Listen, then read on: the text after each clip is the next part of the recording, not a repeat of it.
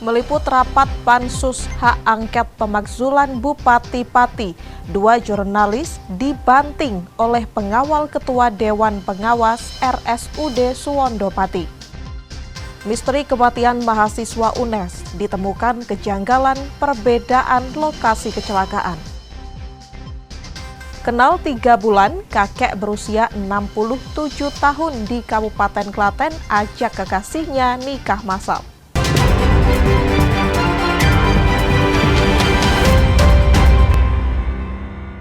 Saudara, apa kabar Anda hari ini? Selain 3 informasi tadi, sejumlah informasi menarik lainnya akan kami hadirkan untuk melengkapi Kompas Jateng hari ini. Selama 30 menit ke depan, Kompas Jateng menyajikan informasi independen dan terpercaya seputar Semarang, Jawa Tengah, dan Yogyakarta. Bersama saya, Gesi Lutfia.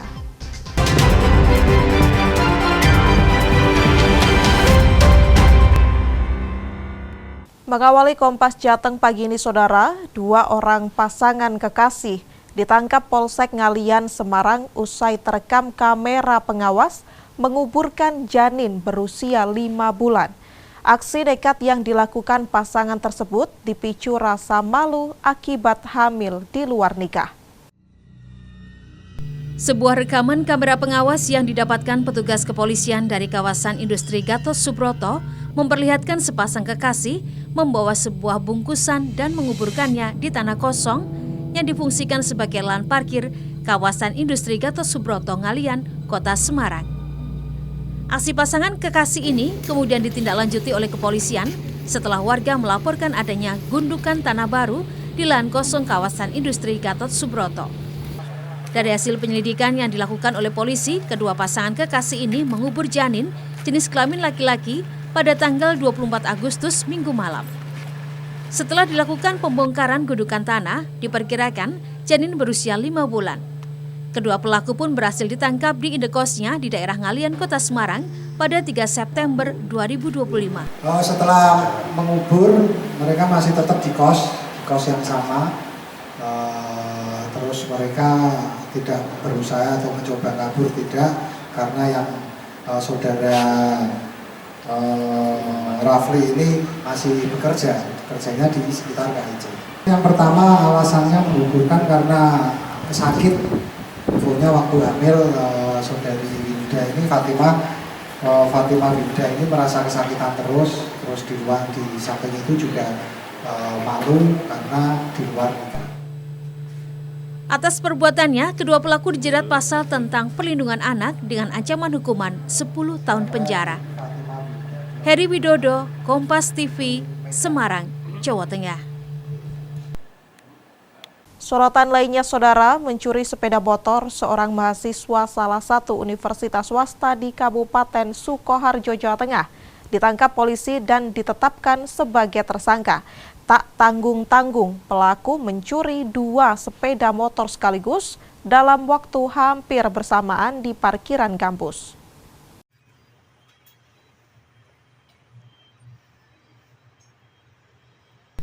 Pelaku membawa kabur sepeda motor di parkiran kampus di Desa Pabelan, Kecamatan Kartasura, Kabupaten Sukoharjo, Jawa Tengah, Jumat pagi, 29 Agustus 2025. Berdasarkan rekaman CCTV, pelaku berhasil ditangkap oleh polisi di kawasan Kartasura pada Selasa 2 September. Saat ini pelaku sudah ditahan di Polsek Kartasura karena terbukti melakukan tindak pidana pencurian 2 sepeda motor sekaligus dalam waktu hanya 30 menit. AM, nama saya AM, dan sekarang ini sudah dilakukan pemeriksaan dan sekarang dilakukan penahanan di Polsek Kartasura. Melihat kontak di parkiran di kampus, ada kontak yang tercantol di motor, akhirnya dengan mudah untuk mengambil untuk pelaku tersebut. Jadi pada waktu itu 1 hari itu mengambil 2 sepeda motor, dari motor yang Scoopy dengan Vario itu, yang sudah diamankan sekarang di Polsek Kartasura. Atas perbuatannya, tersangka dijerat pasal 362 KUHP tentang pencurian dengan ancaman hukuman maksimal 5 tahun penjara. Nikolus Irawan, Kompas TV, Sukoharjo, Jawa Tengah. Kita bergeser ke Kabupaten Pati, Saudara. 2 orang jurnalis mengalami tindakan kekerasan oknum yang diduga pengawal Ketua Dewan Pengawas RSUD Suwondo Pati, Torang Manurung di gedung DPRD Kabupaten Pati pada Kamis siang. Insiden ini terjadi setelah Ketua Dewan Pengawas RSUD Suwondo walk out dari rapat pansus hak angket pemakzulan Bupati Pati Sudewo.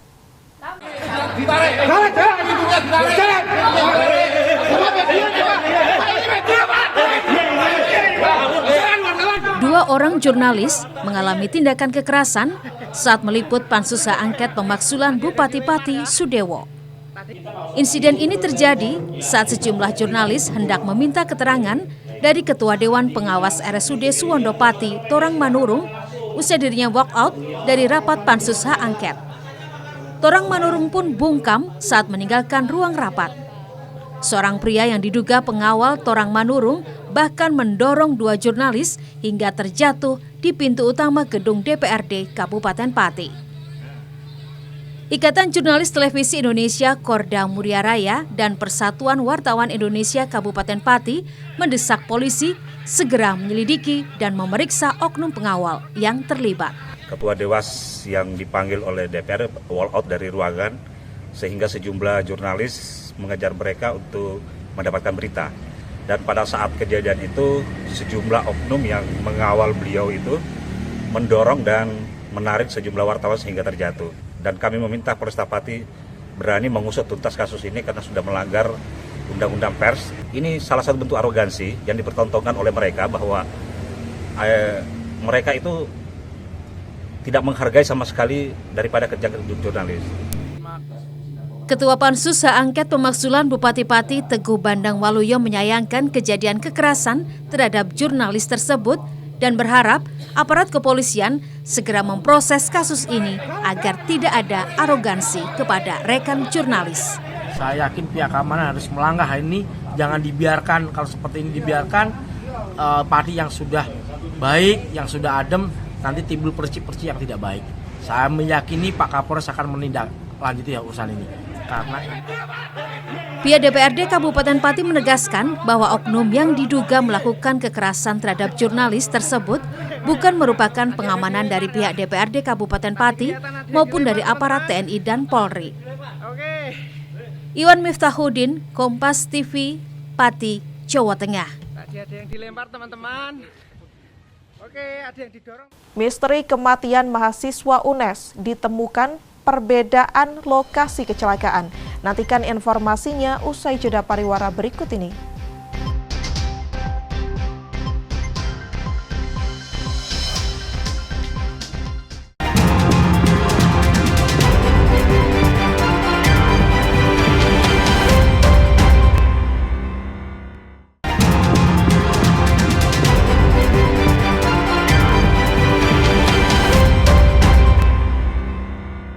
Masih di Kompas Jateng bersama saya, Gesi Lutfia.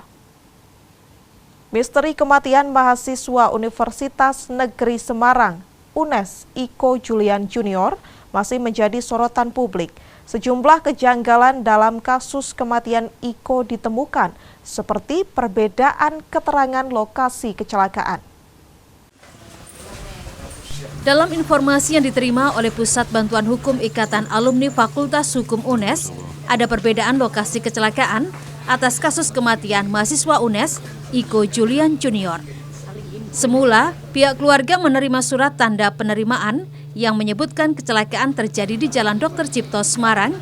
Namun keterangan terbaru polisi menyatakan peristiwa terjadi di Jalan Veteran Kota Semarang. Direktur Pusat Bantuan Hukum Ikatan Alumni Fakultas Hukum UNES mengatakan pihaknya tetap menghormati penyelidikan dan berharap dilakukan secara transparan dan hasilnya diumumkan secara terbuka. Kami cek memang ada identitas dari almarhum, kemudian kita cek lagi lokasinya itu menyebutkan adanya tempat kejadian kecelakaan di Dr. Cipto. Kemudian ketika kita komparasikan dengan laporan hasil penyelidikan atau penyidikan dari Kabid Humas Polda, beliau menyampaikan bahwa lokasinya di Jalan Veteran. Nah, ini memang ada perbedaan. Namun kita hormati dari hasil penyelidikan atau penyidikan dari kepolisian, kami tetap terus menunggu, Mas. Kami tetap terus menunggu hasil penyelidikan atau penyidikan secara mendalam dari kepolisian, dan kami berharap juga dari kepolisian atau penyidik tetap terbuka dan nanti sampaikan, tidak apa-apa, bisa disampaikan agar nanti tidak kemudian menimbulkan tanda tanya atau bola liar ya atas pemberitaan yang memang simpang siur di lapangan seperti itu. Seperti diketahui, Iko Julian Junior, mahasiswa Fakultas Hukum UNES, dikabarkan meninggal pada Minggu 31 Agustus 2025 akibat kecelakaan lalu lintas pasca unjuk rasa di depan Mapolda Jawa Tengah. Namun ramai kabar di media sosial, masyarakat meragukan penyebab meninggalnya Iko karena kecelakaan lalu lintas, sebab diantar oleh oknum Brimob ke RSUP Dr. Karyadi Semarang. Senot Puji, Kompas TV, Semarang, Jawa Tengah. Sementara itu, Saudara, prihatin atas perkembangan situasi politik dan sosial di Indonesia usai demonstrasi yang menimbulkan korban jiwa. Sivitas Akademika Universitas Diponegoro Semarang menyampaikan 5 poin seruan damai untuk Indonesia. Seruan damai. Universitas Diponegoro memandang dengan keprihatinan mendalam atas perkembangan situasi politik dan sosial di Indonesia, khususnya terkait demonstrasi yang baru-baru ini menimbulkan korban jiwa. Seruan damai untuk Indonesia dibacakan oleh Rektor Universitas Diponegoro Semarang, Profesor Suwarnomo, bersama dengan Sivitas Akademika Undip di lapangan Widya Purata Kamis sore. Ada 5 poin dalam seruan damai yang ditegaskan, yakni penyampaian duka cita atas adanya korban jiwa dalam demonstrasi yang terjadi, mendesak aparat penegak hukum untuk senantiasa mengedepankan pendekatan persuasif, humanis, dan proporsional dalam menjaga ketertiban, meminta agar demonstrasi dilakukan secara damai, pemerintah dan DPR membatalkan kebijakan yang tidak berpihak pada keadilan, dan mendorong pemerintah dan DPR untuk sungguh-sungguh mendengar aspirasi masyarakat. Profesor Suwarnomo mengatakan bahwa sebagai perguruan tinggi, Undip memiliki tanggung jawab moral untuk menjaga nurani publik sehingga merasa perlu menyuarakan seruan damai. Ya, saya rasa ini namanya seruan damai. Semua pihak mohon untuk menahan diri. Bangsa ini jangan pernah lelah lah untuk mencintai bangsa ini. Ada banyak yang kurang di bangsa ini. Tetapi mari kita sama-sama mengedepankan apa yang menjadi nilai-nilai luhur dari bangsa ini ya. Bangsa ini penuh sopan santun dan penuh penghargaan, empati pada sesama. Hal ini mari kita damai ini sedikit, mungkin secercah, mungkin setitik, secuil, tapi setidaknya merefleksikan apa yang ada di 66.000 mahasiswa Universitas Diponegoro untuk menyuarakan yang terbaik bagi bangsa ini dan tidak ada kekerasan di dalamnya. Sementara Ketua BEM Undip menyampaikan apresiasi kepada seluruh sivitas akademika yang peduli terhadap kondisi bangsa dengan menyuarakan seruan damai. Ini sikap Undip ya, bukan aksi dari mahasiswa gitu. Sekiranya memang nanti ada poin-poin tuntutan ataupun keresahan-keresahan yang mungkin ingin disampaikan, tentu pasti akan ada aksi lagi. Bukan hanya ini sebagai aksi yang terakhir, dan ini hanya sebuah sikap ataupun ya ajakan, seruan untuk teman-teman di universitas-universitas lain ya turut bersikap dan juga mengingatkan beberapa poin yang tadi sudah disampaikan oleh Pak Rektor gitu terkait dengan tuntutan-tuntutan ataupun gugatan yang dilakukan oleh Undip terhadap instansi-instansi terkait. Sivitas Akademika Undip menegaskan demonstrasi adalah hak konstitusional sebagai wujud kebebasan berekspresi, namun seharusnya aspirasi masyarakat disampaikan secara damai, menjunjung persaudaraan dan menghindari tindakan yang berpotensi memicu kekerasan dan perpecahan. Senot Puji, Kompas TV, Semarang, Jawa Tengah. Mari nanti kita bersamai kawan-kawan bagaimana. Kita beralih ke sorotan lainnya, Saudara. Dari 37 puskesmas di Kota Semarang, saat ini ada 3 puskesmas yang melayani cek kesehatan gratis plus dengan tambahan screening TBC menggunakan X-ray portable.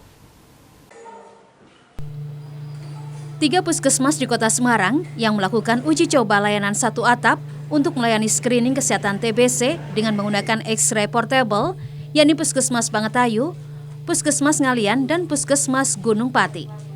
Wali Kota Semarang, Agustina Wilujeng Pramestuti, saat melakukan kunjungan ke Puskesmas Bangetayu Jumat siang mengatakan, uji coba layanan satu atap ini mendapatkan bantuan dari berbagai pihak seperti pemerintah pusat, Universitas Gadjah Mada, hingga World Bank. Dan pemilihan 3 puskesmas tersebut selain letaknya yang dapat mencakup semua wilayah Kota Semarang, mulai dari utara, timur, selatan, hingga ke barat, juga karena 3 puskesmas tersebut merupakan puskesmas unggulan dengan tenaga medis yang mumpuni. Puskesmas ini termasuk puskesmas unggulan Kota Semarang. Kita mencoba ada daycare, ya udah jalan lumayan lama dengan berbagai macam perbaikan dan sistem maupun layanannya. Kalau ada batuk sedikit kayak contoh tadi, sudah bisa mendaftar, ada komunikasi awalan untuk yang bersangkutan puasa, kemudian proses pemeriksaan, semuanya gratis dan dilayani dengan sangat baik oleh dokter. Kepala Dinas Kesehatan Kota Semarang Abdul Hakam menyebut cek kesehatan gratis ini merupakan yang paripurna karena ada strategi baru dalam pemeriksaan TBC dengan menggunakan X-ray. Jadi kalau dulu itu CKG biasa, hanya yang terduga saja kemudian dilanjutkan dengan pemeriksaan dahak. Namun sekarang ini karena ada X-ray portable, kemudian ada pemeriksaan swab yang setengah jam atau 30 menit selesai, maka ini kita ada strategi baru di dalam pemeriksaan TB tuberkulosis ini diberikan oleh Kementerian Kesehatan, World Bank, sama dari UGM. Kita termasuk dari 2 kota yang dipilih, satu di Bogor, kemudian di tempat kita ada 3 tempat, Bangetayu, Gunung Pati, sama di Ngalian. Cek kesehatan gratis plus ini pun diperuntukkan mulai dari balita hingga lansia. Ditargetkan sebanyak 50 hingga 60 orang dapat melakukan cek kesehatan gratis plus dalam 1 hari. Cina Wirana Putri, Kompas TV, Semarang, Jawa Tengah. Sementara itu, Saudara, PT KAI Daop 5 Purwokerto memberikan layanan kesehatan gratis di atas kereta api atau rel klinik untuk warga di sekitar stasiun terpencil dan letaknya cukup jauh dari wilayah perkotaan. Rel klinik menjadi wujud kepedulian PT KAI untuk meningkatkan kualitas hidup masyarakat. Warga di sekitar stasiun Kebasen, Kabupaten Banyumas, Jawa Tengah, memanfaatkan layanan kesehatan gratis di atas kereta api atau rel klinik untuk memeriksakan kesehatan. Berbagai layanan kesehatan seperti layanan poli umum, spesialis gigi, spesialis mata, kandungan, laboratorium, dan juga layanan obat gratis dapat diakses oleh warga. Warga pun antusias dapat memeriksakan kesehatannya di atas kereta api secara gratis. Di atas diperiksa mata, antara mata untuk penglihatan yang jarak jauh sama yang buat baca. Karena mungkin usia saya kan sudah 56, jadi mungkin untuk membaca kan kabur. Tadinya saya periksa cuma untuk jarak jauh, tapi karena usia saya sudah 56, akhirnya diperiksa juga untuk yang baca kayak gitu. Sama Bu dokter atau gimana tadi? Iya, Bu dokter, ya khusus spesialis mata. Oh gitu, terus iya. Dikasih resep atau gimana? Dikasih resep, ya. Bu, ini gratis atau gimana? Gratis, ya. Kepala KAI Daop 5 Purwokerto menyebut KAI tidak hanya berfokus pada transportasi, tapi juga hadir nyata lewat layanan kesehatan, pendidikan, dan dukungan sosial. Diharapkan bantuan yang diberikan bisa dirasakan manfaatnya secara luas. Untuk menyatakan komitmen dari PT Kereta Api Indonesia khususnya Daop 5 Purwokerto terkait kepedulian terhadap sosial dan tanggung jawab lingkungan, atau di kita dikenal ada tanggung jawab terhadap sosial dan lingkungan TJSL. Lalu pada kegiatan pagi ini sampai dengan selesai, kami menyediakan rangkaian kereta kesehatan, adanya pemeriksaan dari mulai poli umum, mata, gigi, sampai dengan neurologi atau penyakit ibu hamil dan anak-anak, serta ada juga pelayanan pemberian obat gratis. Selain rel klinik, KAI juga mengkampanyekan kepada masyarakat agar semakin peduli tentang keselamatan perjalanan kereta api. Warga diimbau agar tidak beraktivitas di jalur rel kereta api dan tertib berlalu lintas di perlintasan sebidang. Bayu Nur Sasongko, Kompas TV, Banyumas, Jawa Tengah. Kenal 3 bulan, kakek berusia 67 tahun di Kabupaten Klaten ajak kekasihnya menikah massal. Informasinya sesaat lagi usai jeda berikut ini.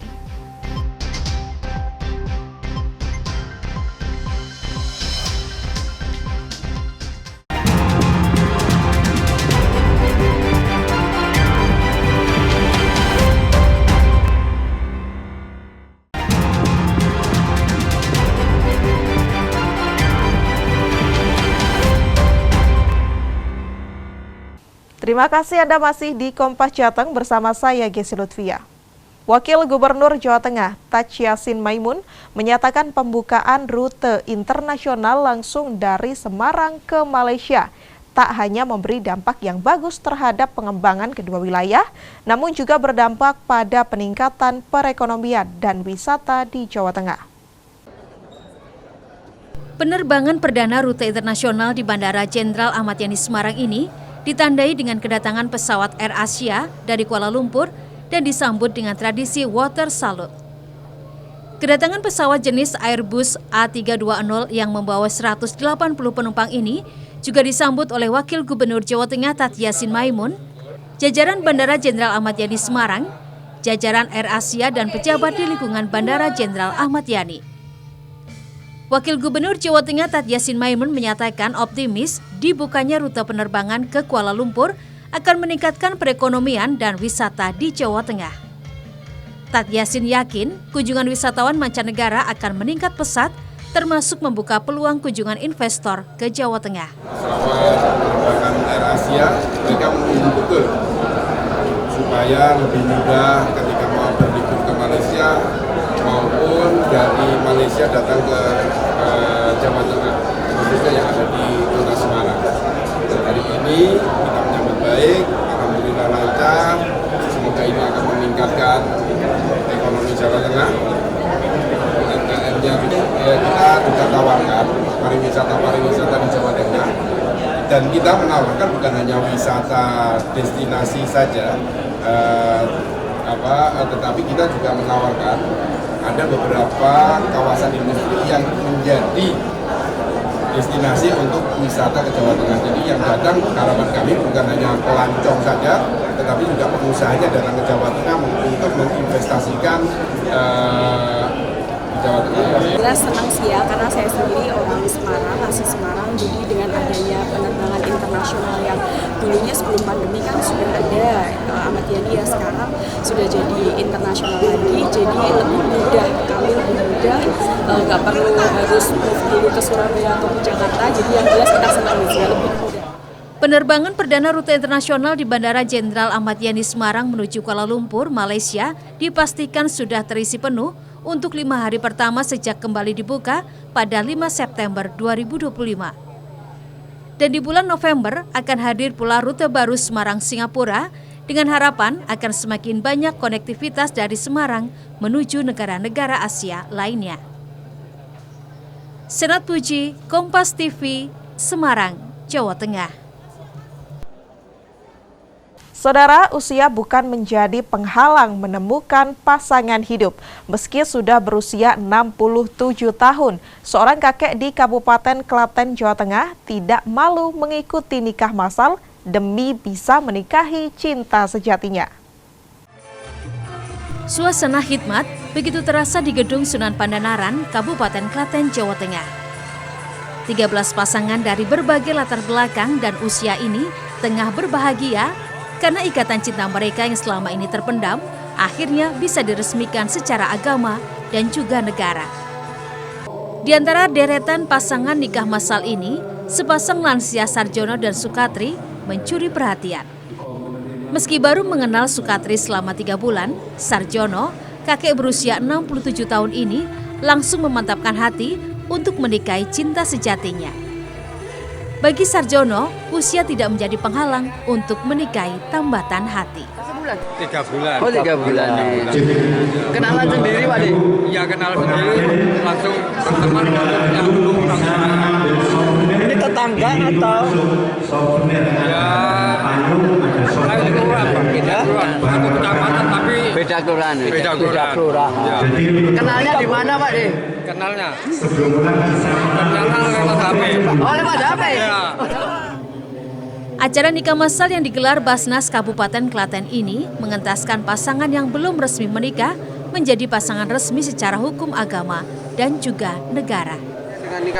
Harapannya mereka semakin sadar bahwasanya hidup ini tidak sekedar melaksanakan apa yang mereka tahu, tapi harus betul-betul mengetahui tugasnya sebagai orang yang beragama Islam, tugasnya apa saja itu harus tahu. Untuk itu kami ingin mengadakan pembinaan lebih lanjut. Basnas Kabupaten Klaten akan melakukan pendampingan agar ke depannya para pasangan ini lebih mantap dalam menjalani bahtera rumah tangga. Nani Astuti, Kompas TV, Klaten, Jawa Tengah. Informasi tadi sekaligus mengakhiri Kompas Jateng hari ini. Saya, Yesi Lutfia, mewakili kerabat kerja yang bertugas mengucapkan terima kasih atas perhatian Anda. Selamat mengikuti acara kami selanjutnya, Kompas TV, independen, terpercaya.